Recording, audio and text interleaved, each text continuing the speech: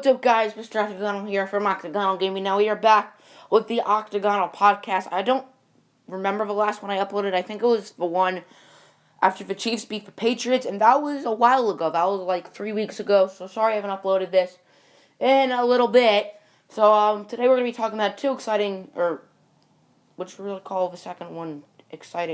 two interesting topics here in sports. So the first one is Dywane Wade. Now, recently, he just got his contract bought out by the Bulls, and yesterday he announced that he signed with the Cavs. Now, obviously, most people think, oh, wow, this is a pretty good move for both teams. I don't think it's a pretty good move for both teams.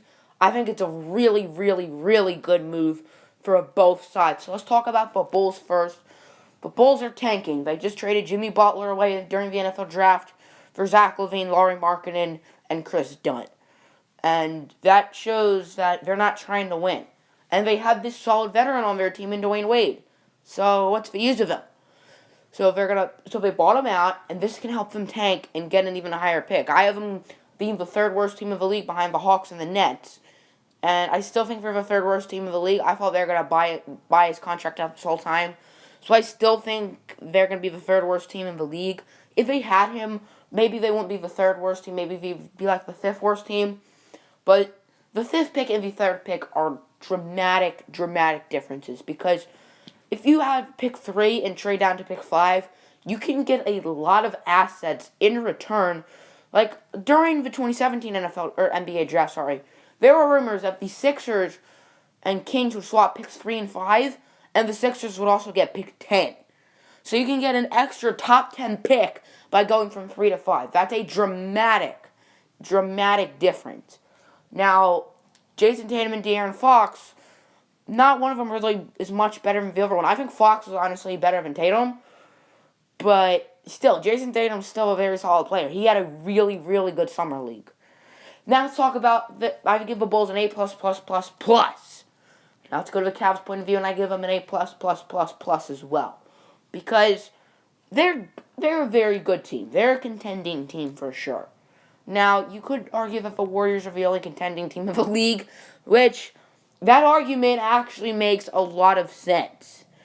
But there are a few teams that are solid. The Rockets got better this offseason with Chris Paul. The Thunder got better this offseason with adding Paul George and Carmelo Anthony. The Spurs got a little better by adding Rudy Gay, who's going to provide them some excellent depth.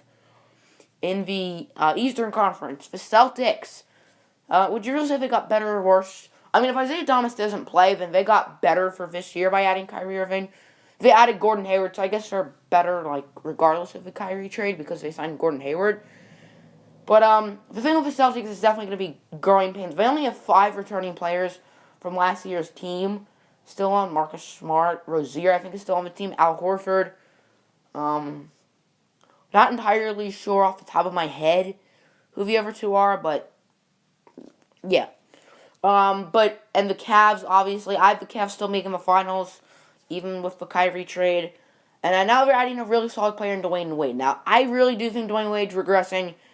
I thought the 18 points was a bit of a fluke. I mean, they did have Jimmy Butler, but after that, it was just him. And it was really Jimmy Butler and Dywane Wade versus all the young Bulls teammates. So chemistry was definitely an issue in Chicago. And he has Rondo's of that, so I don't really know what side Rondo's was on, but the Bulls don't have Jimmy Butler, Dywane Wade, or Rondo anymore because Rondo did sign for New Orleans Pelicans. But the Cavs' their biggest need is definitely shooting guard, because Derrick Rose is a point guard. He can't really shoot.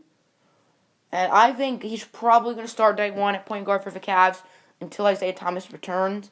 Then they're going to start Isaiah Thomas, because with Derrick Rose at point guard, their shooting guard is J.R. Smith. And J.R. Smith is an excellent shooter to come off the bench, but isn't really a starting caliber shooting guard for a championship team. And Dywane Wade, I know he's regressing, but he's definitely better than J.R. Smith. And I feel like this definitely helps the Cavs out a lot, makes them a lot better, and makes the Bulls a lot worse, which is good for them too. So now to the second part of the video.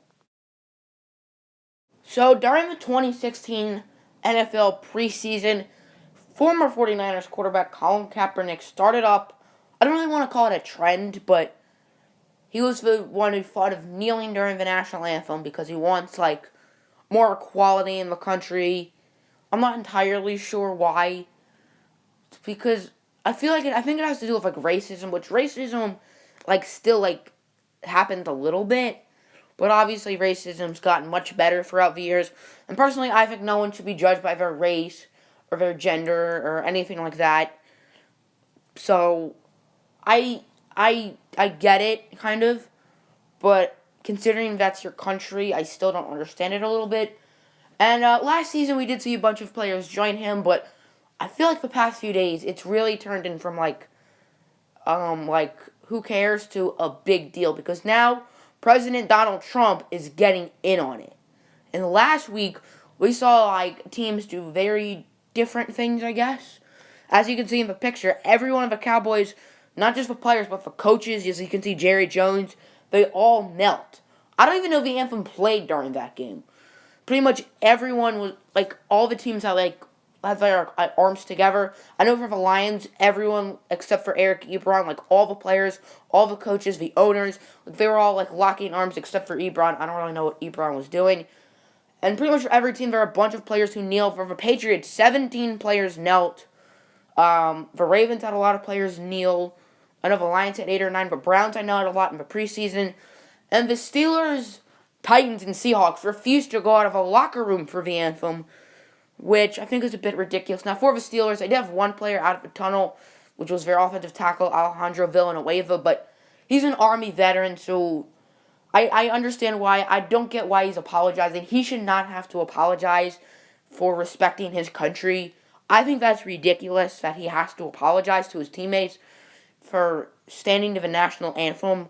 I think that's a bit ridiculous. Now, Donald Trump, I believe on Saturday or something, said that any players who kneel for the national anthem deserve to get cut. Now, first of all, I feel like this whole weekend, Trump's gotten a lot into sports with that and the whole Warriors White House thing. Steph Curry was hesitating, and Donald Trump said, no more invitation. And you guys know that LeBron James and Steph Curry have played each other in the past 3 years in the finals, and they're kind of rivals, and LeBron James defended Steph and Curry by calling Donald Trump a bum. LeBron James defended Steph Curry. Now that says something. That really says something. Now back to the anthem. I think Trump's a crazy guy. Called Kim Jong-un a little rocket man, which Kim Jong-un is just going to get triggered. Hopefully we don't get nuked. That's all I'm saying. And I understand like why people want equality, but I do think they should like respect like the American flag and stuff. But I believe I'm not entirely sure who said this, but I think it was Alex Boone.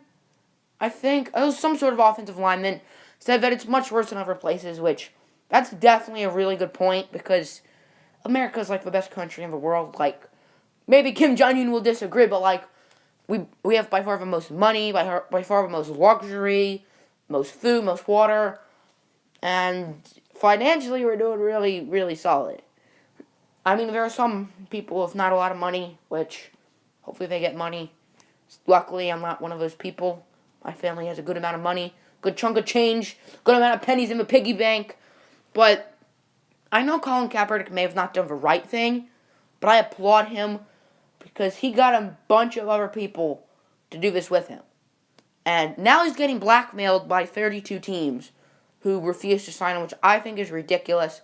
I would not mind if the Lions signed him. The only thing is I don't want like a bunch of drama towards us, but like I would not be mad if he signed Colin Kaepernick because I'm not really too high on Jake Rudock being the backup.